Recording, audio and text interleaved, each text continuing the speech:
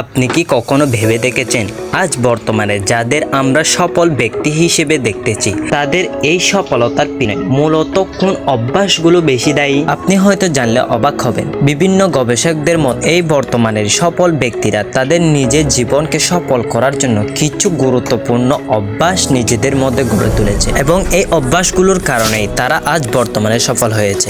আজকের ভিডিওতে এমন 5টি গোপন অভ্যাস সম্পর্কে জানাবো যে অভ্যাসগুলো সফল ব্যক্তিরা নিজের জীবনকে সফল করার জন্য নিজেদের মধ্যে গড়ে তুলেছে। তাই এই অভ্যাসগুলো সম্পর্কে জানতে পুরো ভিডিওটি মনোযোগ সহকারে দেখুন।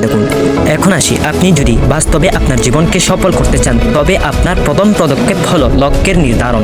কিন্তু এখানে একটি কথা আছে, শুধু লক্ষ্য নির্ধারণ করলে হবে না, লক্ষ্যটি নির্ধারণ করতে হবে স্মার্ট পদ্ধতির সাথে, যেখানে এস দিয়ে হবে স্পেসিফিক। স্পেসিফিক শব্দের অর্থ সুনির্দিষ্ট বা পরিষ্কার, অর্থাৎ আপনাকে একটি সুনির্দিষ্ট লক্ষ্য নির্ধারণ করতে হবে। অর্থাৎ আপনার লক্ষ্যটি কী এবং এটি আপনার জীবনের জন্য কতটুকু গুরুত্বপূর্ণ এবং লক্ষ্যটি কেমনে পূরণ করবেন তার সম্পূর্ণ একটি গাইডলাইন তৈরি করা। তারপরে স্মার্ট এর এম দিয়ে হচ্ছে মেজারেবল, অর্থাৎ পরিমাপযোগ্য। মনে করেন আপনি লক্ষ্য নির্ধারণ করেছেন আগামী 1 মাসে 300টি অঙ্ক সমাধান করবেন। এখানে লক্ষ্যটি নির্দিষ্ট এবং পরিমাপযোগ্য, কেননা আপনি যদি 30 দিনে 300টি অঙ্ক সমাধান করতে চান তাহলে আপনাকে প্রতিদিন গড়ে 10টি করে অঙ্ক সমাধান করতে হবে এবং দিন শেষে আপনাকে হিসাব করতে হবে যে আপনি দিনের মধ্যে কি 10টি অঙ্ক সমাধান করতে পেরেছেন।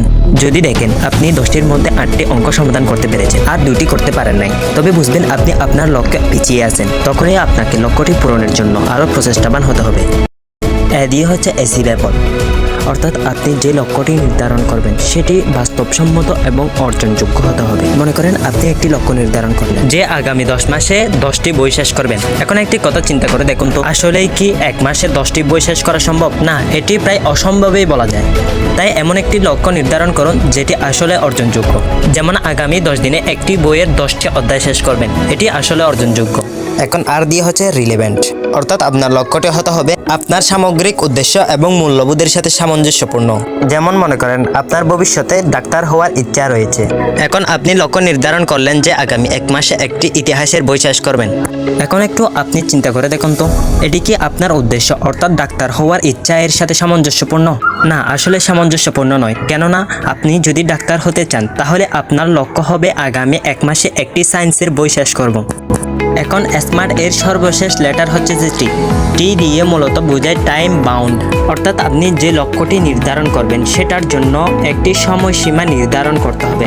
যেমন মনে করেন আপনি একটি বই শেষ করতে চান, সেটির জন্য একটি সময়সীমা নির্ধারণ করতে হবে যে আপনি আগামী 30 দিনের মধ্যে একটি বই শেষ করবেন। তো সব কিছুর শেষে একটি কথাই বলতে চাই, যদি ভিডিওটি ভালো লাগে আপনাদের কাছে একটি অনুরোধ, ভিডিওটিতে একটি লাইক দিন। আরও যদি ভালো লাগে তবে কমেন্ট করে যান, আপনার মতামত জানিয়ে যান এবং ভিডিওটি শেয়ার করে দিন।